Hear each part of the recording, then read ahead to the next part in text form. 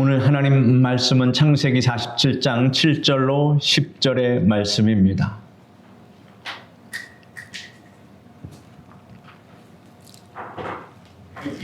창세기 47장 7절로 10절의 말씀을 제가 읽어드리겠습니다. 요셉이 자기 아버지 야곱을 인도하여 바로 앞에 서게 하니 야곱이 바로에게 축복하매 바로가 야곱에게 묻되 네 나이가 얼마냐? 야곱이 바로에게 아뢰되 내 나그네 길의 세월이 130년이니이다. 내 나이가 얼마 못되니 우리 조상의 나그네 길의 연조에 미치지 못하나 험악한 세월을 보내었나이다 하고 야곱이 바로에게 축복하고 그 앞에서 나오니라. 오늘은 야곱의 결점, 이와 같은 제목으로 말씀해 드리겠습니다. 야곱은 노년에 자기의 일생을 회고하면서 결론 짓기를 내가 험악한 세월을 보내었다라고 말했습니다. 여러분은 일생을 되돌아보며 회고할 때 어떻게 결론을 내릴 수 있습니까? 성경에 기록된 야곱의 일생을 그 생애를 읽어보면은 그의 고백이 사실 그가 말한 그대로임을 우리가 알 수 있습니다. 그런데 성경을 자세히 읽어보면 야곱이 겪은 고난은 대부분 그의 성격적 결함 때문임을 발견하게 됩니다. 야곱은 하나님의 은총을 입은 사람이었습니다. 그는 하나님의 선택을 또한 받은 사람이었습니다. 하나님께서는 야곱을 위해 훌륭한 계획을 가지고 계셨습니다. 그 때문에 야곱이 하나님의 인도하심에 전적으로 자신을 맡겼더라면 그토록 험악한 세월을 보내지 않아도 되었을 것입니다. 왜냐하면 하나님께서 택하시고 하나님께서 그의 인생을 잘되게 계획을 해 놓으셨기 때문에 하나님의 인도하심에 전적으로 맡기는 그러한 삶을 살았으면 그 험악한 인생을 살지 않았을 것입니다.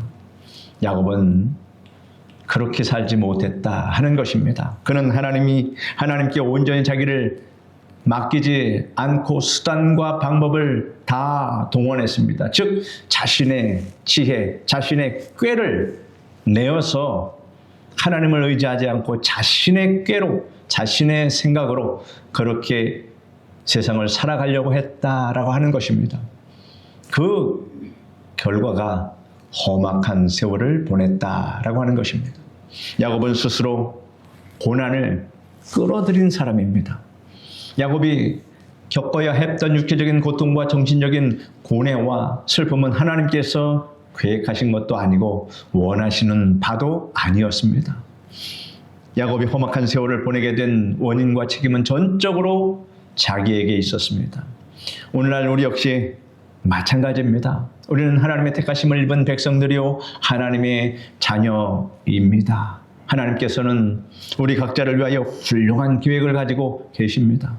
그렇지만 만일 우리가 야곱처럼 처신하면 하나님의 최선의 인도하심을 거절하는 자가 되고 고초를 자초하는 자가 될 것입니다. 그러므로 오늘 이 시간 여러분과 함께 야곱의 결점이 무엇인가를 살펴보므로 이를 거울 삼아서 우리 신앙 생활에 큰 교훈을 얻고자 합니다.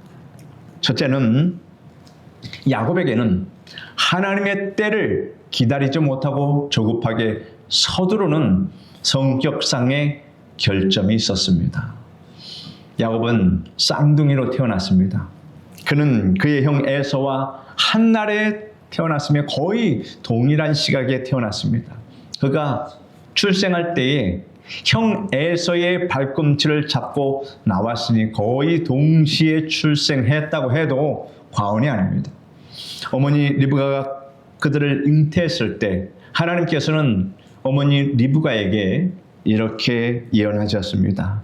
두 국민이 네 태중에 있구나. 두 민족이 네 복중에서부터 나누이리라. 이 족속이 저 족속보다 강하겠고 큰 자는 어린 자를 섬기리라. 이런 예언의 말씀을 받았습니다. 에서와 야곱이 어느덧 크게 장성했습니다.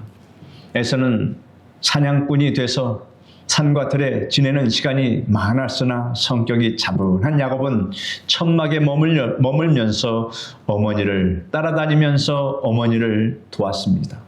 아버지는 그래서 에서를 더 사랑하고 아버지는 큰아들 에서를 사랑하고 어머니는 야곱을 더 사랑했습니다.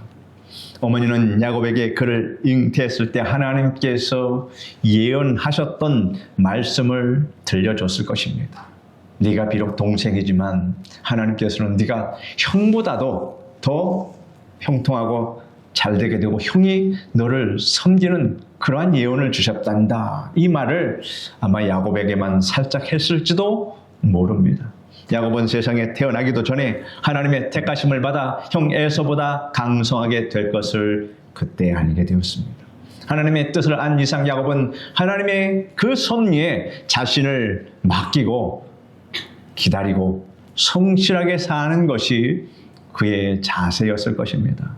그럼에도 불구하고 야곱은 형 에서가 아버지의 사랑을 독차지하는 것을 보자 마음이 편치 않았습니다. 내가 더 사랑을 많이 받아야 되는데 하나님께서는 나를 택해 주셨는데 이런 내면의 생각이 있었을 것입니다. 더욱이 장자는 아버지의 축복을 다른 아들보다 더 많이 받는다는 것을 알게 된 야곱은 자신의 장자의 축복을 내가 받아야 되겠다. 이런 욕망이 마음속에서 불타올랐을 것입니다. 왜냐하면 예언을 받았기 때문에 큰 자가 어린 자를 섬긴다. 그랬으니 내가 아버지의 축복을 내가 받아야 되겠다. 먼저 받아야 되겠다. 이런 생각이 아마 들지 않았을까 하는 추측을 해봅니다.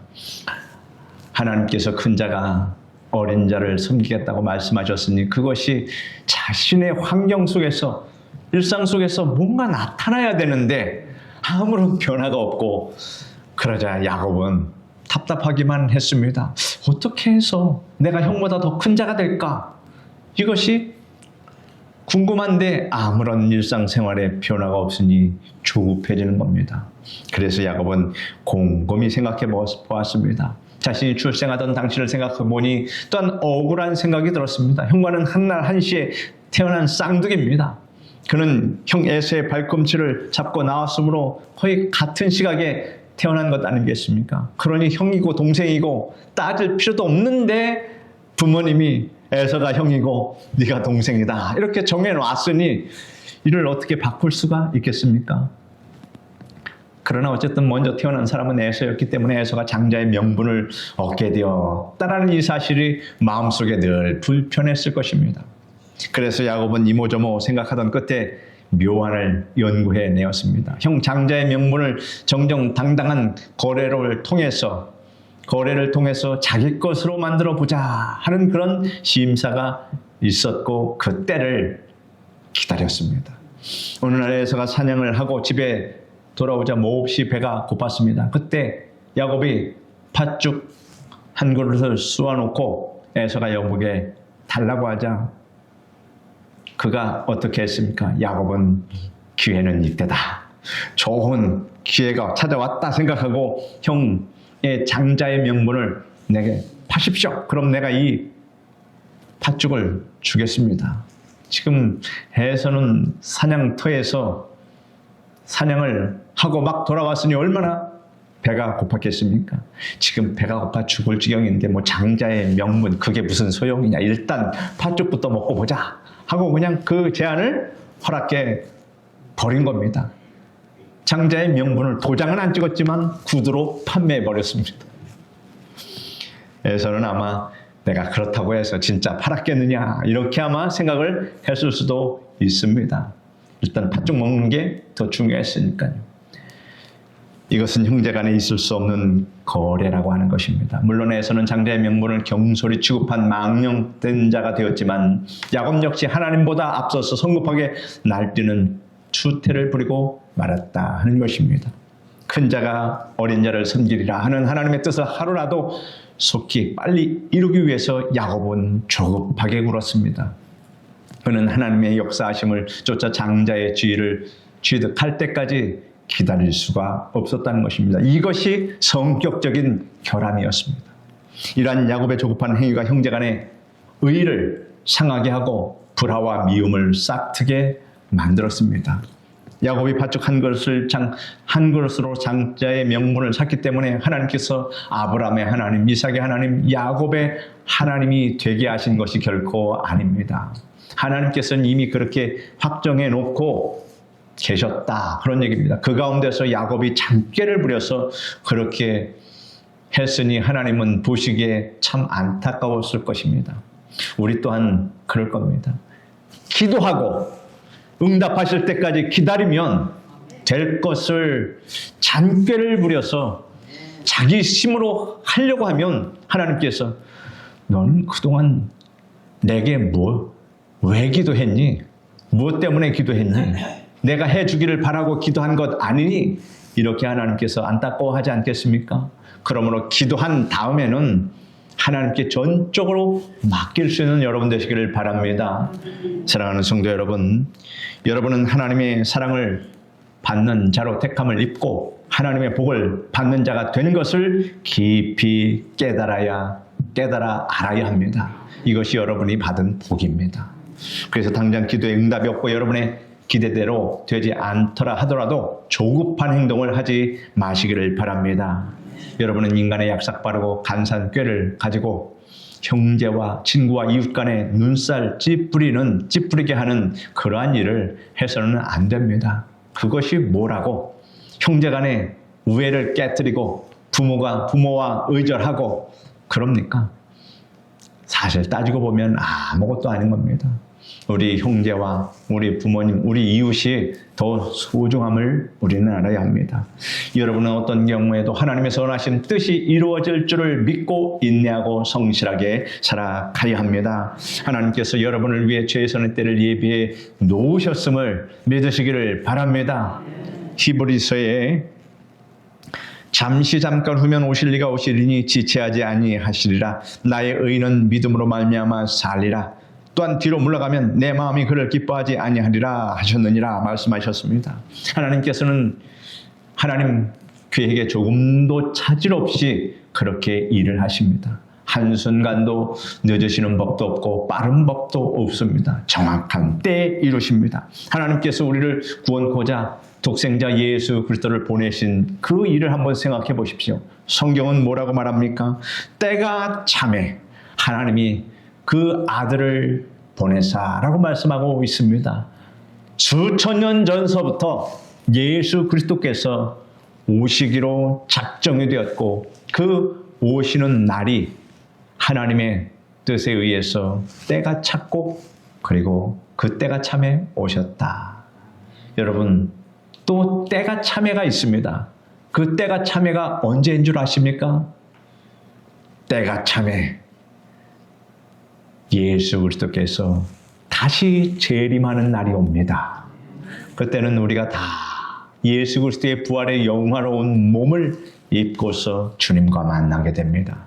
그때가 여러분이 가장 신앙생활의 보람을 느낄 것이고 할렐루야 하나님을 찬양하는 순간이 될 것입니다.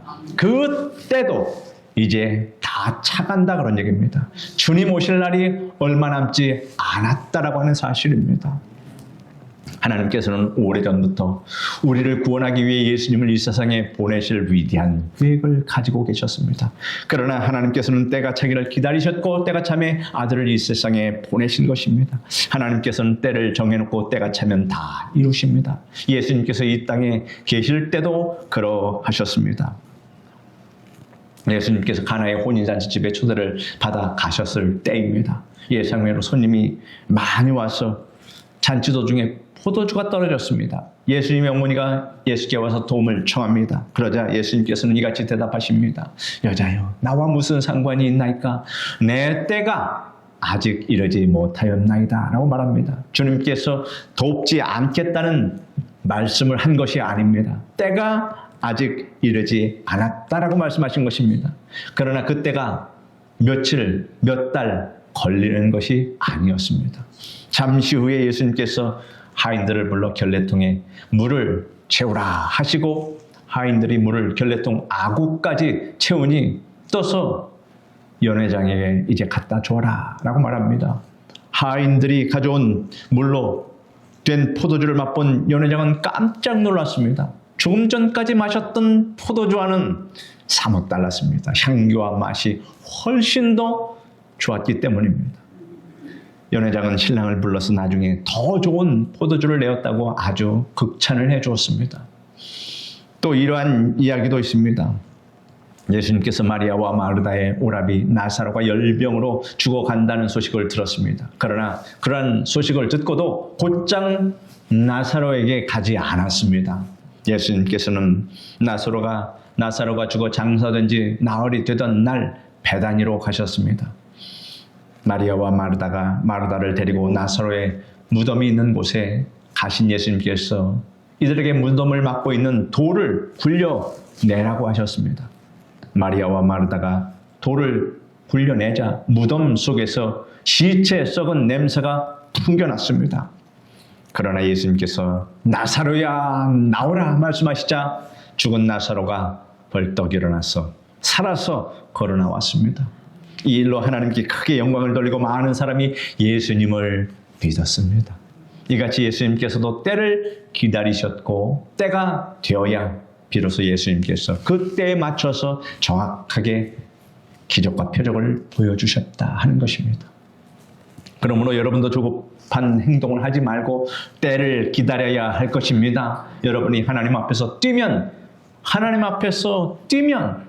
공공연한 헛수고가 된다라고 하는 것입니다. 하나님 앞에서 뛰지 마시고 하나님 뒤를 따라가시기를 바랍니다. 주님께서 정하시면 나도 정하고 어떻게 해요? 주님께서 정하시면 그 뒤에 나도 정하고 주님께서 행하시면 나도 행하여 순종하며 좋은 결과를 가져올 수 있다라고 하는 이 사실입니다. 성도 여러분, 하나님이 이끄시는 구름 기둥, 불 기둥이 행진하면 나아가고 멈추면 서야 하는데 그렇지 않고 앞서 뛰면 고난만 불러들이는 결과를 가져오게 됩니다. 딱 야곱이 그러한 경우였습니다.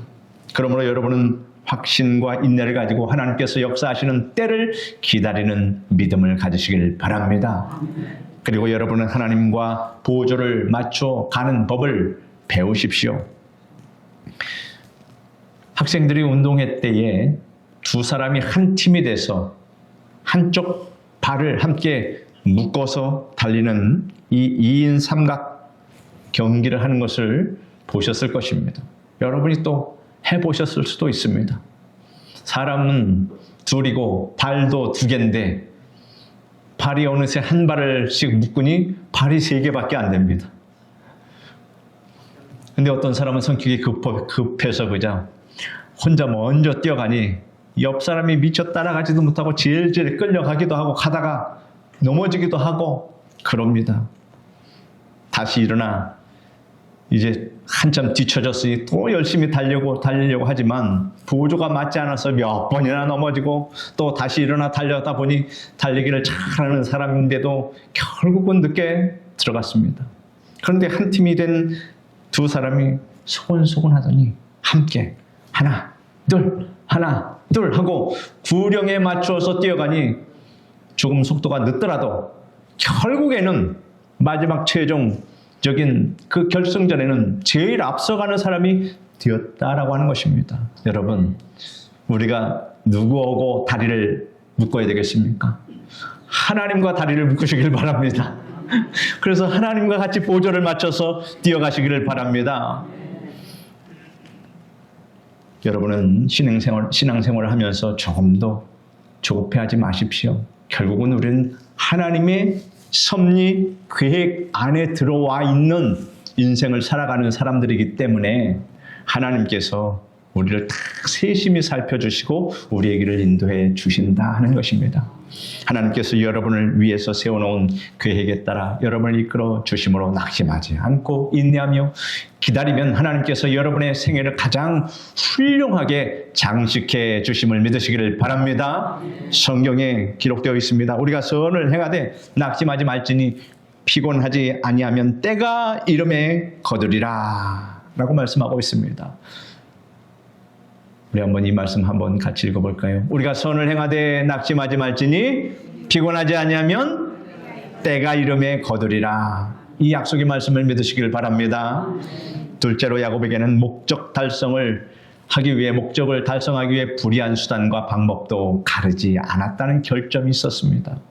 이삭이 나이가 많아 눈이 어두워져 잘 보이지 않게 되었습니다. 이제 살 날도 멀지 얼마 남지 않은 것을 안 이삭이 하루는 에서를 불러서 죽기 전에 마음껏 축복해 줄 테니 사냥해서 별미를 만들어 오라고 그렇게 이야기했습니다. 이 말을 들은 에서는 뛸 듯이 기뻐하면서 사냥하기 위해서 들로 뛰어나갔습니다.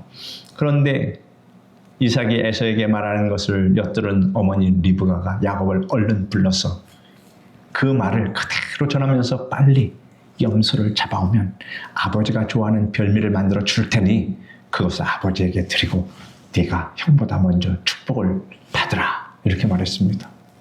결국 야곱은 어머니 리브가가 시키는 대로 염소 털로 손과 목에 털이 난 에서처럼 꾸미고 에서의 옷을 입고 어머니가 만들어준 별미를 들고 아버지에게로 갑니다. 눈이 어두운 이삭은 에서로 위장한 야곱을 에서인 줄로만 알고 별미를 맛있게 먹고 기분 좋아서 야곱에게 하늘의 복과 땅의 복을 다 빌어줍니다. 아버지로부터 축복을 받은 야곱은 얼른 아버지 앞을 떠납니다. 집에서 그런 일이 일어난 줄 까맣게 모르는 에서는 들에 나가서 사냥하여 잡은 짐승을 요리하여 별미를 만들어 가지고 아버지 이삭에게로 갔습니다. 그러나 아버지 이삭은 이미 배가 꽉 찬 상태입니다.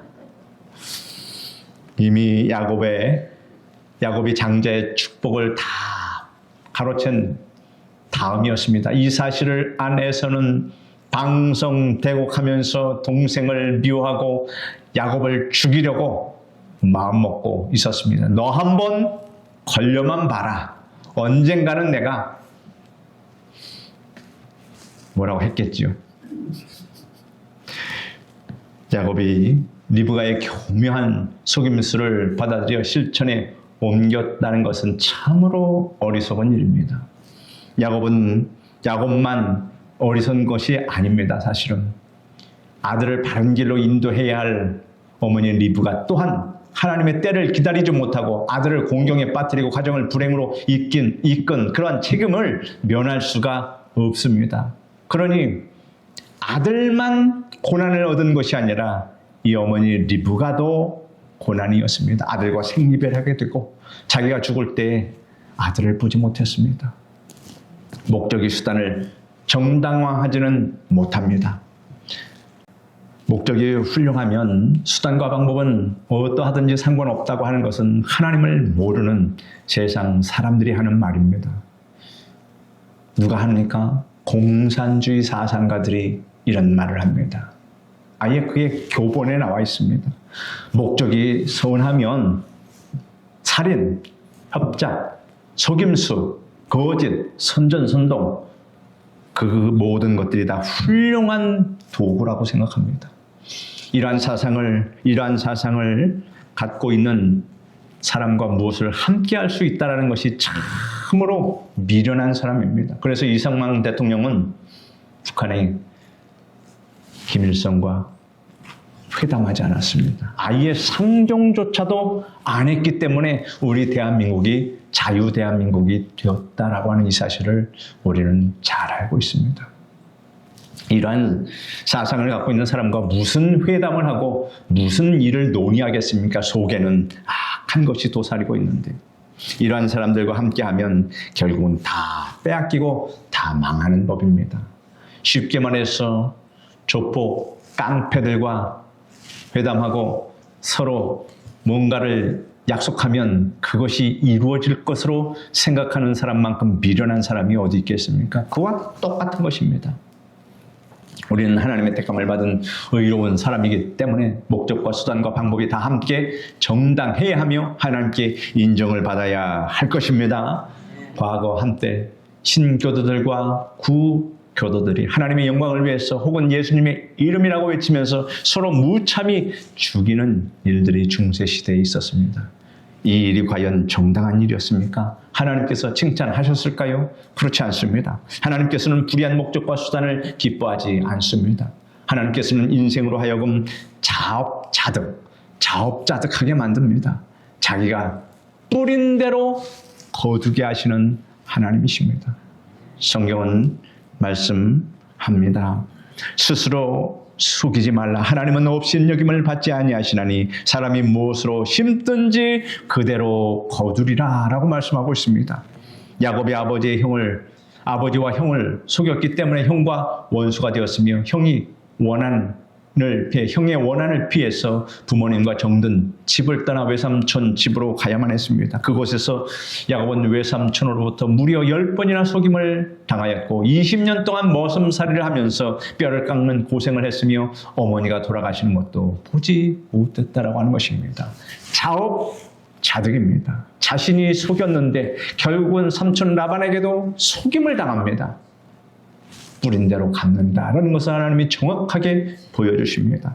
리브가 또한 살아 생전 다시 그렇게 사랑했던 아들을 보지 못하는 그러한 일을 경험합니다. 이것이 야곱과 리브가의 자업자득입니다. 야곱이 겪은 이 고생은 하나님께서 그에게 가진 것이 아닙니다. 야곱이 하나님께서 허락하지 않은 불의한 수단과 방법을 썼기 때문에 고난을 당하게 되었습니다. 그러므로 뜻하지 않은 고난이 다가왔을 때 가장 먼저 해야 할 것은 과연 내가 지금 불의한 자리에 서 있지 않은지 돌아보며 생각나는 것이 있거든 반드시 회개하시길 바랍니다. 여러분을 향해서 드리는 말씀입니다. 생각나는 것이 있거든 오늘 이 예배 가운데 다 회개하시길 바랍니다. 그리고 하나님의 자비를 구하시기 바랍니다. 용서해 주십니다. 셋째로 야곱에게는 모든 사건을 부정적으로 해석하는 결점이 있었습니다. 부정적으로 해석하고 부정적인 시각으로 보면서 부정적인 말을 하면 인생이 고달파진다 하는 것을 알려주십니다. 야곱에게는 12아들이 있었는데 그 중에 11째인 요셉을 제일 사랑했습니다. 그가 사랑하는 라헬에게서 얻은 첫 아들이기 때문입니다. 요셉이 아버지의 심부름으로 양을 치고 있는 형제들에게 오자 요셉을 시기한 그의 형들은 요셉을 발가벗겨서 애굽의 대상들에게 애굽의 장사꾼들에게 돈을 받고 그냥 팔아버렸습니다. 그리고 요셉의 옷에 짐승의 피를 묻혀서 아버지에게 가져갔습니다. 야곱은 요셉의 짐승에게 먹힌 줄을 알고 침식을 잃고 통곡하며 아들들의 그 위로까지도 다 거절하고 그렇게 고통 속에 있었습니다.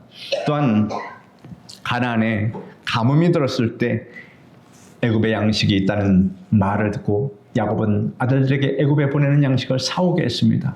그런데 야곱이 막내 아들 베냐민은 집에 있게 하고 애굽으로 보내지 않았습니다. 야곱의 아들들이 양식을 사러 가서 국무총리 앞에 나갔는데 그 국무총리는 그들이 애굽 장사꾼에게 종으로 팔았던 요셉이었습니다. 요셉이 하나님의 은총을 입고 애굽의 국무총리가 되었던 것입니다.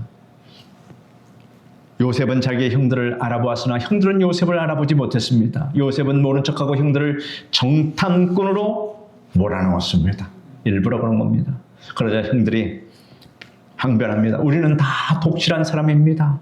우리 아버지에게는 12아들이 있었는데 막내 아들은 아버지와 함께 지금 집에 있고 한 아들은 없어졌고 자기들이 팔았다고는 안 합니다. 한 아들은 없어졌고 우리 10명만 곡식을 사러 이곳에 왔습니다. 우리는 절대로 정탐꾼이 아닙니다. 이렇게 말을 합니다. 그래도 요셉은 그들을 정탐꾼이라고 우기면서 만약 그들의 결백을 증명하려면 한 사람이 가서 그 막내 아들을 데려와야 된다고 말하면서 모두 다 감옥에 가두었습니다. 사흘 후 요셉은 너희 중 한 사람만 여기 남아있고 나머지는 곡식을 가져다가 식구들의 그 굶주림을 먼저 면하도록 하라. 가서 그리고 막내 동생을 데려오면 너희가 정탐꾼이 아닌 줄을 믿겠지만 그렇지 않으면 너희들은 거짓말하고 여기에 들어온 정탐꾼으로 내가 생각하겠다. 이렇게 말을 합니다. 시몬은 애굽에 남고 나머지 형제들은 집에 돌아와서 아버지에게 이 사실을 자초지종을 다 이야기합니다. 야곱이 말을 다 듣고 난 뒤에 이같이 탄식했습니다. 너희가 나에게 내 자식들을 잃게 하도다. 요셉도 없어졌고 시몬도 없어졌거늘 베냐민을 또 빼앗아 가고자 하니 이는 다 나를 해롭게 함이로다 라고 말하고 있습니다. 야곱은 모든 것을 부정적으로 보았기 때문에 어려운 일이 생겼다 하면 슬피 울고 탄식했습니다. 그러니 그의 인생 나그네의 길이 험악할 수밖에 없었습니다. 반면에 요셉은 어떠합니까? 애굽으로 팔려간 요셉은 대단히 긍정적인 사고를 가지고 있었습니다. 요셉은 애굽의 종으로 팔려갔지만 슬피 운 적이 없습니다. 이전에 하나님께서 꿈과 환상을 통해서 요셉이 위대한 자가 되고 부모와 형제까지도 다 그 앞에 절할 것을 보여주었으므로 그는 하나님의 계획이 언젠가는 자기 생애에 현실로 나타날 것을 기대하고 인내하고 기다렸습니다. 그러므로 종으로 있으면서도 요셉은 절망하지 않았고 늘 밝은 마음을 가지고 열심히 일한 것이 주인인 보디발의 눈에 들어서 가정의 총무 역할을 하게 되었습니다. 그러다가 요셉은 보디발의 아내의 모함으로 사형수가 들어가는 감옥에 갇혔습니다. 얼마나 억울합니까? 그러나 그때도 요셉은 불평하지 않고 긍정적인 사고를 하면서 열심히 감옥 생활을 잘했습니다. 그가 감옥에 갇힌 것이 하나님께서 자기에 대해 가진 계획이 이루어지는 한 과정이라고 그렇게 믿고 하나님을 의지하고 살았으니 감옥에서도 하나님을 찬송하면서 성실하게 감옥 생활을 잘했다는 것입니다. 그래서 요셉은 감옥에 있으면서도 명랑했으며 씩씩하게 일을 잘했습니다. 그러자 그 감옥 감독관이 감옥의 모든 일들을 그 요셉에게 다 맡길 수 있을 지경까지 되었다라고 하는 것입니다. 요셉이 그의 형제들에게 다음과 같이 말을 한 것을 보면 그가 얼마나 긍정적인 사람인가를 잘 알 수 있습니다. 창세기 45장 5절로 8절에 보면 요셉이 이렇게 말합니다. 당신들이 나를 이곳에 팔았다고 해서 근심하지 마소서, 한탄하지 마소서.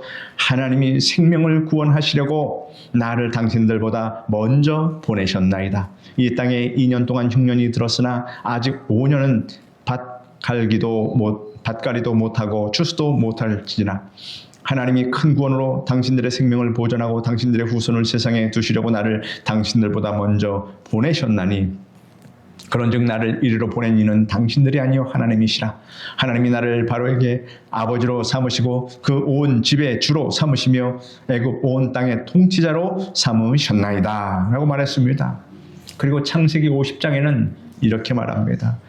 당신들은 나를 해하려 하였으나 하나님은 그것을 선으로 바꾸사 오늘과 같이 많은 백성의 생명을 구원하게 하시려 하셨나니 라고 말합니다. 이와 같이 요셉은 긍정적으로 말했습니다. 당신들이 나를 애굽의 노예로 팔아버린 것은 당신들을 구원하기 위해서 하나님께서 나를 보내신 것이다. 이런 해석을 하면서 말을 했다는 것은 참으로 그가 얼마나 철저히 하나님을 의지하고 하나님의 계획 가운데 살았는가 하는 것을 우리에게 큰 교훈으로 보여줍니다. 야곱이 요셉의 초청을 받고 애굽으로 가서 국무총리가 된 요셉을 만납니다. 그 아들입니다. 그러고 보니 그가 지난날 슬피 울고 탄식했던 것은 가만히 보니까 다 쓸데없는 일이 되어버렸습니다. 바로 왕이 요셉의 아버지가 왔다는 말을 듣고 그를 만나자는 소식을 보냈습니다. 바로 왕은 요셉의 아버지가 굉장한 줄 알았는데 막상 만나보니 많이 늙었고 고난을 많이 겪은 표가 역력히 나타납니다. 그래서 대뜸 먼저 나이부터 물어봤습니다. 그러자 야곱은 머쓱해하면서 이렇게 말합니다. 나의 연세가 얼마 못 되니 우리 조상의 나그네 길의 세월이 미치지 못하나 험악한 세월을 보내었나이다 하고 자신의 험악한 인생을 스스로 실토합니다. 사랑하는 성도 여러분, 오늘 설교에서 야곱의 결점이 무엇인지에 대해 말씀드렸습니다. 첫째는 야곱에게는 하나님의 때를 기다리지 못하고 조급하게 서두르는 성격상의 결점이 있었습니다. 둘째는 야곱에게는 목적을 달성하기 위한 불의한 수단과 방법도 가리지 않았다는 결점이 있었습니다. 셋째는 야곱에게는 모든 사건을 부정적으로 해석하는 결점이 있었습니다. 성도 여러분, 하나님께서는 야곱이 어머니 복중에 있을 때부터 그를 강성한 자로 세우려고 작정하셨습니다. 그러나 야곱이 하나님 앞서서 조급한 마음을 가지고 불의한 수단과 방법으로서 목적을 이루려 하고 늘 부정적인 마음을 가졌기 때문에 그의 인생 130년을 한마디로 험악하게 보낼 수밖에 없었다는 사실입니다. 이러므로 하나님의 택하심을 입은 여러분은 조급함과 불의함과 부정적인 마음을 이제 버리고 하나님을 철저히 신뢰하시길 바랍니다. 그리고 성실과 공의와 정직함으로 생활 속에서 긍정적인 믿음을 가지고 살아가시길 바랍니다. 그래서 여러분 남은 일평생 행복하고 평안한 삶을 사시기를 주 예수 그리스도의 이름으로 축원합니다. 기도하겠습니다. 거룩하신 하나님 감사합니다. 야곱의 결점이 무엇인지 우리에게 이렇게 소상하게 설명해 주시고 또 이를 통해서 반면 교사로 삼고 우리 또한 하나님 야곱과 같은 결점을 우리 신앙생활 속에서 다 배제할 수 있도록 오늘 이 말씀을 주시니 감사합니다. 이 말씀을 우리가 잘 생각하면서 하나님 우리가 스스로 자초하는 고생의 길을 가지 아니하도록 도와주시옵소서. 예수님의 이름으로 기도드립니다. 아멘.